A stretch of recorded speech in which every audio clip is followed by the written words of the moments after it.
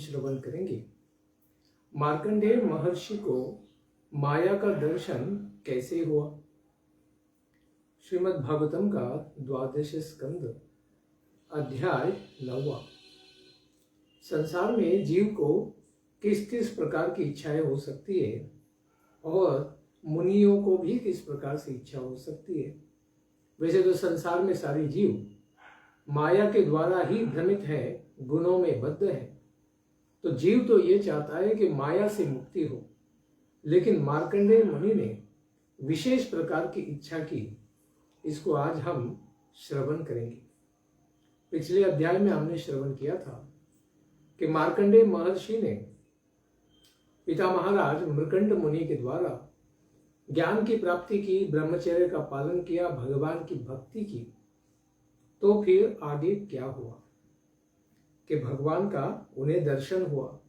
भगवान नर नारायण के रूप में जो तपस्या रत है हिमालय में, उन दोनों का दर्शन उनको हुआ और उन्होंने भगवान के प्रति बहुत ही सुंदर प्रार्थनाओं को अर्पित किया। उसके बाद सूत गोस्वामी कहते हैं, संस्तुतो भगवान इत्थम। इस प्रकार जब महर्षि मार्कंडेय जी ने भगवान नर नारायण जी की स्तुति की तो भगवान अत्यंत प्रसन्न हुए और मुनिवर मार्कंडेय जी को कहते हैं, भ्रोभो महर्षि वर्यासी सिद्ध। हे ब्रह्मर्षियों में श्रेष्ठ महर्षि मार्कंडेय, आपने तपस्या, वेदाध्ययन और ब्रह्मचर्य का पालन भी किया। अपने चित्त की एकाग्रता के द्वारा आपने मन को भी नियंत्रित किया और मुझ में अनन्या भक्ति के द्वारा सिद्धि को प्राप्त कर लिया है। तो एक योगी के लिए परम सिद्धि तो भगवान का साक्षात दर्शन ही है। वही मार्कंडेय मुनि को प्राप्त हो गया था। इसीलिए वे कहते हैं कि वयम ते परितुष्टाः, हम तुम्हारे आजीवन ब्रह्मचर्य व्रत को देखकर बहुत ही प्रसन्न है, तुम्हारा कल्याण हो। तो यहां से पता चलता है बृहद व्रतचर्या वयम तु परितुष्टा। भगवान ब्रह्मचर्य व्रत पालन करने वाले के ऊपर और भक्ति करने वाले के ऊपर अत्यंत प्रसन्न होते हैं। इसीलिए वे कहते हैं भद्रम ते, तुम्हारा कल्याण हो। समस्त वरदान देने वालों में श्रेष्ठ, मुझसे तुम कुछ वरदान मांगो। क्योंकि भगवान कहते हैं मेरा दर्शन कभी भी असफल नहीं होता है। जो भी मन में भावना रखकर कोई भी अर्थार्थी, जिज्ञासु या ज्ञानी हो, कोई ज्ञान की प्राप्ति करना चाहता है, कोई जिज्ञासा है, कोई अर्थ की प्राप्ति करना चाहता है, तो किसी को संसार में जीवन में समस्या है, तो उसके लिए अगर आप भक्ति करते हैं तो अवश्य ही भगवान उन इच्छाओं को पूर्ण करते हैं। इसलिए भगवान कहते हैं तुम्हारी जो भी इच्छा हो तुम उसे मांग सकते हो। तो ऋषि मुनि मार्कंडेय जी कहते हैं, जीतम ते देव देवेश। हे भगवान, आप शरणागतों का भय दूर करने वाले हैं। देवों के देव हैं आप, सारे देवता आपकी पूजा करते हैं और आपका नाम अच्युत है, क्योंकि आप कभी भी अपने दिए हुए संकल्प से पीछे नहीं हटते। इसलिए आपका जय जयकार हो। और हमारे लिए तो यही वरदान पूरा हो गया है कि आपने हमें साक्षात दर्शन दे दिया है। अलम, हम परिपूर्ण रूपेण संतुष्ट हो गए केवल आपके दर्शन के द्वारा, और अधिक कोई अपेक्षा नहीं है। आपका दर्शन ही संसार में अत्यंत दुर्लभ है और इस दुर्लभ दर्शन रूपी मणि को प्राप्त करने के बाद भौतिक संसार की कोई भी इच्छा, जो कोई साधारण कांच के टुकड़े के समान है, जैसे ध्रुव महाराज ने भी कहा था, काचन विचिन्वन अपि दिव्य रत्नम स्वामिन कृतार्थोस्मि वरम न याचे। भगवान, आपका जब कोई हीरे के समान दिव्य दर्शन हुआ है तो कांच के टुकड़ों के समान जो झूठे हैं बस चमकते हैं, थोड़े डायमंड तो होते नहीं। ऐसे कांच के टुकड़ों के लिए हम क्या प्रार्थना करें? इसलिए मार्कंडेय मुनि कहते हैं कि ब्रह्मा जी इत्यादि देवगण भी अपने योग पक्व मन से आपके सुंदर चरणों का दर्शन प्राप्त करके स्वयं कृतार्थ हो गए। वही आप में अक्ष गोचर रहा, मेरे साक्षात नेत्रों के सामने आपने प्रकट होकर मुझे दर्शन दिया है और मुझे बड़ा धन्य भाग बनाया है। इसलिए हे अंबुज पत्राक्ष कमल दलाभिराम नेत्र वाले, पवित्र कीर्ति वाले, पुण्य श्लोक शिखामणे, मैं आपके कथानुसार यानी कथनानुसार वरदान मांगता हूं। क्या मांगता हूं? बड़ा ही विशेष वरदान यहाँ पर मार्कंडेय ऋषि मांगते हैं। संसार तो कहता है कि हमें आपकी माया से बचाइए, और मार्कंडेय मुनि कहते हैं मायाम द्रक्षे, मैं आपकी माया शक्ति का दर्शन करना चाहता हूं, उनके प्रभाव को समझना चाहता हूं, जिसके द्वारा लोकः सद्विदाम वेद। इस संसार में सारे लोक और लोकपाल सब कुछ मोहित हो जाते हैं जिस माया के द्वारा, और फिर संसार में गुणों के द्वारा बाधित होकर हर चीज में भेद करते हैं, हर वस्तु हर जीव में भेद करते हैं और आत्मबुद्धि परमात्मा तत्व को पूरी तरह भूल जाते हैं। क्योंकि मुनिवर इतने सिद्ध हो गए थे कि सर्वत्र भगवान का दर्शन करते थे, तो माया का दर्शन उन्हें कभी होता नहीं था। इसलिए उनकी इच्छा रही कि मुझे माया का और उनकी प्रभाव का दर्शन हो। तो सूत गोस्वामी कहते हैं कि हे शौनक महर्षि, इस प्रकार से मार्कंडेय महर्षि के द्वारा अच्छी तरह से भगवान नर नारायण की इच्छानुसार स्तुति और पूजा कर लेने के बाद भगवान ने तथास्तु का तथेति, इस प्रकार जगत के नियामक भगवान नर नारायण जी महर्षि के मस्तक में आशीर्वाद देकर कि हाँ जल्द ही तुम्हें माया का साक्षात्कार हो जाएगा। और ऐसे नर नारायण महर्षि अपने बद्रिक आश्रम तपस्या करने के लिए चले गए। इस प्रकार मार्कंडेय महर्षि उनको भगवान का आशीर्वाद मिला, इसलिए वे अपने आश्रम पर ही रहकर निरंतर इस बात का चिंतन करते कि मुझे माया के दर्शन कब होंगे। तो वे अग्नि, चंद्रमा, सूर्य, जल, पृथ्वी, वायु, आकाश एवं अंतःकरण में सर्वत्र श्री भगवान का दर्शन करते हुए मानसिक वस्तुओं से ही उनका पूजन करते रहते, मानसिक सेवा भगवान को समर्पित करते रहते। कभी कभी तो उनके हृदय में प्रेम का ऐसा प्रवाह बहने लग जाता था कि वे भगवान की पूजा को भी भूल जाते थे। हे भृगुवंशियों में श्रेष्ठ शौनक महर्षि, एक दिन ऐसा हुआ कि जब महर्षि मार्कंडेय पुष्पभद्रा नदी के तट पर बैठे हुए भगवान की आराधना में, ध्यान धारणा में तल्लीन थे, उसी समय एकाएक जोर से आंधी बहने लगी।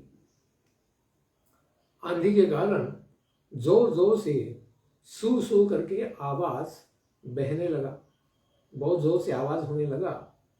उसी समय आकाश में भयंकर मेघ भी मंडराने लगे, बिजलियां बहुत तेज चमकने लगी और जोर जोर से कड़कने भी लगी। पृथ्वी पर रथ के धुरे के समान मोटी मोटी जलधाराएं गिरना शुरू हो गई। बहुत ही घनाघाती वर्षा भी प्रलयकालीन वर्षा के समान जल ऊपर से ढक फूटी, मराठी में बोलते ढक फूटी। तो पूरी प्रकार से मेघ ही धड़ाम धड़ाम नीचे गिरने शुरू हो गए। उसके पश्चात उन्होंने देखा कि चारों समुद्र उमड़कर पृथ्वी को निगले हुए के समान आ रहे हैं, यानी जल प्रलय का समय हो गया मानो, और समुद्र में बड़ी लहरें उठ रही थी। उनमें बड़े भयंकर आवर्त पड़ रहे थे और जोर जोर से ध्वनि हो रही थी। उस समय बाहर भीतर चारों ओर जल ही जल था। उस जल राशि में पृथ्वी ही नहीं अभी आकाश भी डूबा जा रहा था। सर्वत्र पानी इतना बढ़ गया कि पूरा आकाश ही मानो पानी में डूब रहा है। तब भी जोर से आंधी चल ही रही थी, बिजलियां भी चमक ही रही थी। उससे सारा संसार संतप्त हो रहा था। चारों प्रकार के प्राणी, अंडज, स्वेदज, इस प्रकार से 4 प्रकार के जो प्राणी हैं वे सब भी और वे स्वयं महर्षि भी अत्यंत व्याकुल हो गए। इसके पश्चात महर्षि उदास हो गए और अत्यंत भयभीत भी हो गए कि ये तो प्रलय का समय आ गया, जो अभी समय नहीं हुआ था, फिर भी ये प्रलय कैसे आ गया। इस प्रकार महर्षि जी के सामने ही प्रलय रूपी वह समुद्र भयंकर लहरों के साथ उठ रहा था। आंधी के वेग से जलराशि भी इधर उधर उछल रही थी। सुनामी आ गई, हजार हजार फीट की लहरें उठने लगी, मानो सारे आकाश को ही निगल जाएंगी। इस प्रकार प्रलय कालीन में बरस बरस कर उसे भर रहे थे। उन्होंने देखा कि समुद्र ने द्वीप, वर्ष और पृथ्वी को भी डुबा दिया है। पृथ्वी, अंतरिक्ष, स्वर्ग, नक्षत्रगण, दिशाएं, इन सब के साथ सारा त्रैलोक्य डूब गया। यह मार्कंडेय महर्षि ने स्वयं अपनी आंखों से देखा। केवल मार्कंडेय महर्षि ही बच गए, सारा संसार डूब गया, सारे प्राणी नष्ट हो गए और वे अपनी जान बचाने के लिए इधर से उधर पागल के समान भाग रहे थे, लेकिन सर्वत्र जलमय होने के कारण वे भी भूख प्यास से व्याकुल हो रहे थे।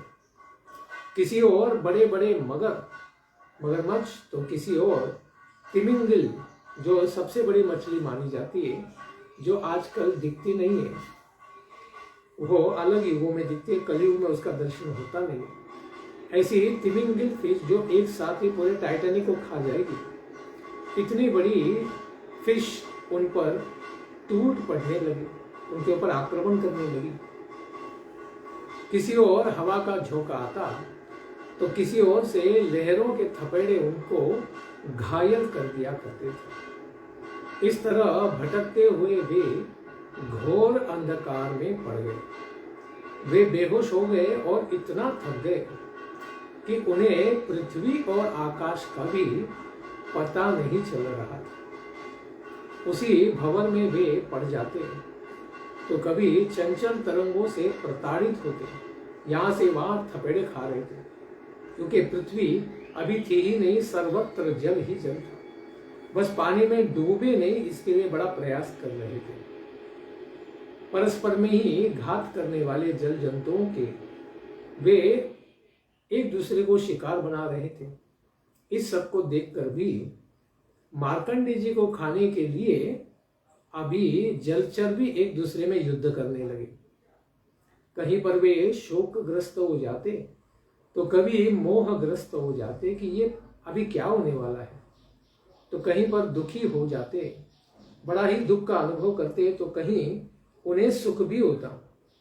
यानी यहाँ से वहाँ कभी जल प्रवाह ठंडा लगता, कभी गर्म लगता, कभी हवा लगती, कभी नीचे डूब जाते, कभी ऊपर आते। कभी मछली से बच गए तो आनंद भी होता, और बड़ी तिमिंगली फिश सामने आ गई तो और डर जाते। तो कहीं पर वे व्याधि आदि के कारण सताए जाकर मानो मर न जाए, अभी इसका ही उन्हें चिंतन होने लगा कि अभी क्या होने वाला है। तो उन्होंने देखा कि सारे जीव भी एक दूसरे को खा रहे हैं, एक दूसरे को दुख दे रहे हैं और एक दूसरे के मृत्यु का भी कारण बन रहे हैं। तो इस प्रकार से यह जल का प्रलय कितने समय तक चला? कहते हैं अयुतायुत वर्षाणाम सहस्त्राणि शतानि च। भगवान की ही विष्णु माया से मोहित महर्षि मार्कंडी जी के उस प्रलयकालीन सागर में भटकते हुए अनंत वर्ष बीत गए। मानो ब्रह्मा जी की पूरी रात बीत गई, हजारों दिव्य युग समाप्त हो गए, इतना लंबा काल हो गया। इस प्रकार से एकारणों में भटकते हुए उन्होंने पृथ्वी के ऊपर फल तथा पल्लव से सुशोभित छोटे से बट वृक्ष को देखा। इतने संसार में इतने लंबे समय के लिए जब वे पानी में लोटपोट कर रहे थे, तो एकाएक उन्होंने देखा कि धरती का थोड़ा सा चिन्ह उन्हें दिखा और उसके ऊपर बहुत ही बड़ा बरगद का वृक्ष है और उस वृक्ष की बहुत ही सुंदर पल्लव चमक रही है और उसके ऊपर फल भी आ चुके हैं। अद्भुत माया का दर्शन करते हैं। उस वृक्ष की उत्तर दिशा में विद्यमान शाखा के अग्रभाग में आगे अपनी प्रभा से आसपास के अंधकार को दूर करते हुए पत्तों के दोनों में, यानी पत्ते साथ में जुड़े हुए थे, उनका दोना बन गया था। ऐसे दोने में एक अत्यंत सुंदर बालक उन्होंने देखा। शयानम शिशुम ददृशे पर्णपुटके। इतना अद्भुत दर्शन किया उन्होंने, मानो हजारों लाखों सालों के बाद किसी व्यक्ति को उन्होंने देखा, किसी वृक्ष को उन्होंने देखा, तो बहुत ही आश्चर्यचकित हो गए। कैसा था वो बालक? वो बालक नीलमणि के समान श्याम, घन श्याम रंग का था। उसका मुख कमल अत्यंत मनोहर था। उसका गला शंख के समान बड़ा मनोहर और आकर्षक सुंदर था। उस बालक की विस्तृत छाती थी, सिंह के समान। छोटा सा बालक, लेकिन छाती विस्तृत थी। नाक सुंदर और उठावदार थी और भौहें भी लंबे और धनुष के समान बड़े ही सुंदर थे। काले घुंघराले केश कपोलों पर लटक रहे थे। बालक छोटा था लेकिन बाल लंबे थे, विशेष बालक है। और श्वास लगने से कभी हिल भी जाते थे। श्वास ऐसे लेते थे कि उनके बाल हिलते थे। दीर्घ श्वास वो लेते थे और शंख के समान घुमावदार कानों में अनार के लाल लाल पुष्प, बड़े ही सुंदर पुष्प होते हैं अनार के, तो उनको उन्होंने धारण किया हुआ था। मूंगे के समान लाल लाल ओठों की कांति से उस बालक की सुधामयी श्वेत मुस्कान कुछ लालिमा लिए हुई थी। तो बालक बहुत ही सुंदर मुस्कान बिखेर रहा था और आसपास कोई भी नहीं था, केवल बालक था। नेत्रों के कोने कमल की भीतरी भाग के समान थोड़े लाल लाल थे। मुस्कान और चितवन सारे चित्त को अपनी ओर ही आकृष्ट कर रहे थे। ऐसे भी संसार में कोई था नहीं और महर्षि को तो इतने लंबे समय के बाद कोई दिखा, तो बहुत ही उनका चित्त उस बालक ने आकर्षित कर लिया। उस बालक की नाभि बड़ी गहरी डीप थी और श्वास लेते समय त्रिवली कुछ हिल सी रही थी।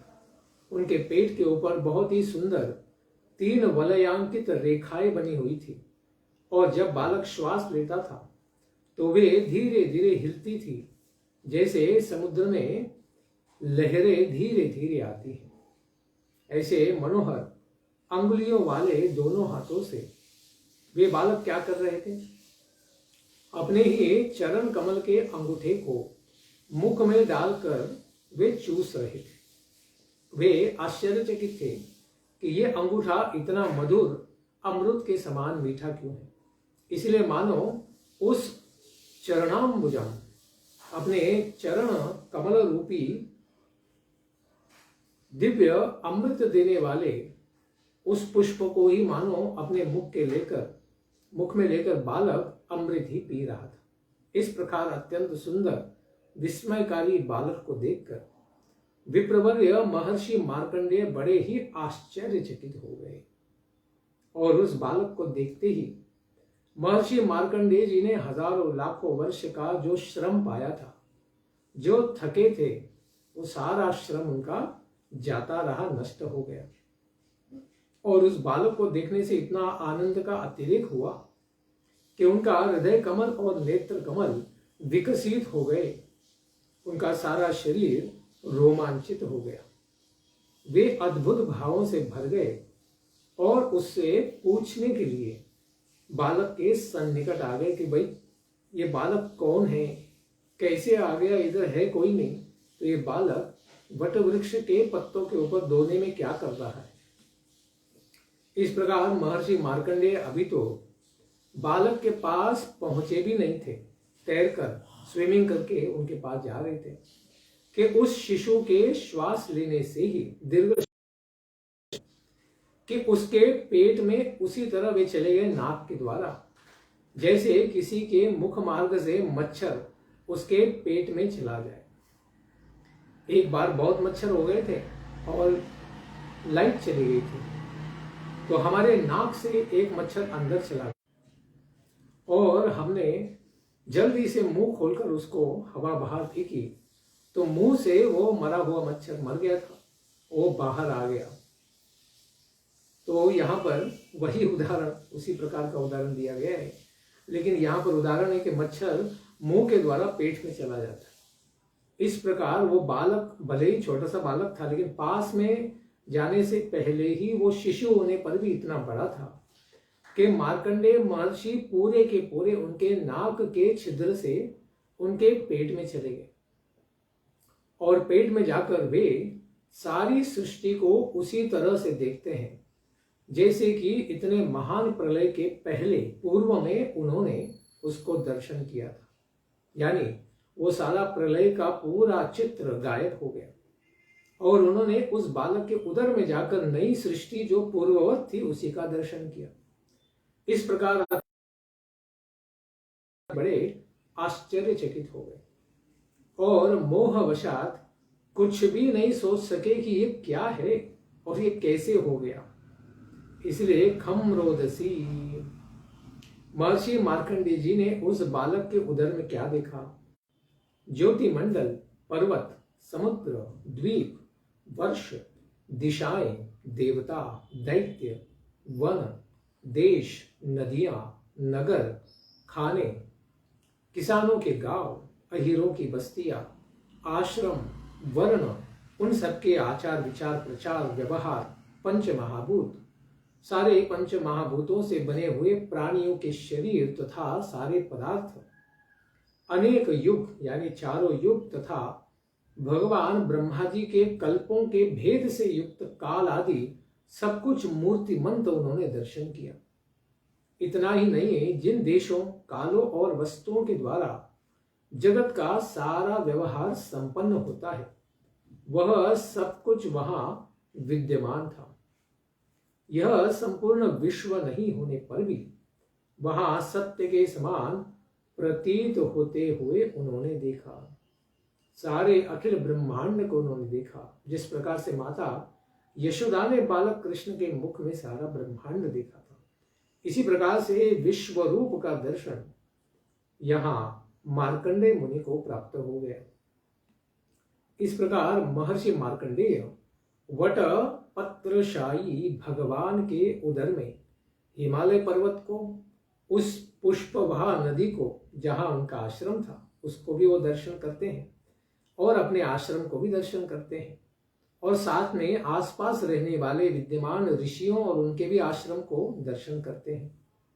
संपूर्ण विश्व को देखते हुए वे उस बालक के श्वास के द्वारा पुनः बाहर आ जाते हैं, क्योंकि बालक के उदर में सब कुछ देखा तो फिर पुनः उच्छ्वास के द्वारा पुनः बालक के नाक से वो बाहर आ गए और प्रलय सागर में गिर पड़े। फिर उन्होंने देखा कि वापस वे प्रलय सागर में धड़ाम से गिर गए। तो मार्कंडेय महर्षि ने देखा कि समुद्र के बीच में पृथ्वी के टीले पर वही बरगद का पेड़ ज्यों के त्यों विद्यमान है और उसके पत्ते के दोने में पुनः वही सुंदर बाल मुकुंद सोया हुआ है, अंगूठा चूस रहा है। उस बालक के अधरों पर प्रेमामृत से परिपूर्ण मंद मंद मुस्कान छाई है और वह अपने प्रेम पूर्ण चितवन से महर्षि मार्कंडेय जी की ओर बड़े ही प्रेम और स्नेह के साथ देख भी रहा है कि कैसी रही मेरी माया का दर्शन, कैसा रहा। जो बालक अपने नेत्रों से हृदय में पूरी तरह विराजमान हो चुका था, उन्हीं श्री भगवान मुकुंद का आलिंगन करने के लिए बड़े ही कष्ट से पुनः मार्कंडेय महर्षि उनके सन्निकट में आए। उसी समय योग के साक्षात स्वामी योग योगेश्वर भगवान मुकुंद, जो सबों के अंतःकरण में परमात्मा के रूप में भी विराजमान है, तो वे मार्कंडेय मुनि उनके पास पुनः अभी पहुंचे ही नहीं थे कि अभागे पुरुष की इच्छा के समान अंतर्धान हो गए। जैसे किसी कुयोगी को भगवान दर्शन नहीं देते, उस प्रकार से तुरंत ही भगवान ने अपना सारा दर्शन और लीला विलास को गायब कर दिया। इस प्रकार सूत गोस्वामी कहते हैं कि हे ब्रह्मन महर्षि शौनक ऋषि, उस शिशु के अंतर्धान होते ही वह बरगद का वृक्ष, प्रलयकालीन दृश्य, भयानक महासागर और उसका जल भी तत्काल ही अदृश्य हो गए, सब गायब हो गए। और महर्षि मार्कंडेय जी ने देखा कि वे पहले के ही समान, पूरे इस अनुभव से पहले के समान अपने ही आश्रम में बड़े आनंद से बैठे हुए हैं। इस प्रकार भगवान की अद्भुत, सारे जगत को मोहित करने वाली मोहिनी माया शक्ति का भगवान मार्कंडेय ऋषि ने दर्शन किया। वैसे हमें तो इस दर्शन से बचने के लिए प्रार्थना करनी चाहिए, लेकिन उन्होंने इस माया का कभी दर्शन नहीं किया था, इसीलिए उन्होंने दर्शन की अपेक्षा की और भगवान ने भी ऐसा दर्शन कराया कि उनके लाखों करोड़ों साल उन्हें पारी में गोते खाने पड़े। इस प्रकार अद्भुत माया का दर्शन भगवान मार्कंडेय ऋषि को हुआ। इसके पश्चात आगे क्या हुआ, इसको हम श्रवण करेंगे कल के प्रातःकालीन सत्र में। धन्यवाद। हरे कृष्ण। ग्रंथराज श्रीमद् भागवतम की जय। निताई गौर प्रेमानंदे। हरि हरि बोल। जय जय श्री राधे श्याम। जय जय श्री वृंदावन धाम।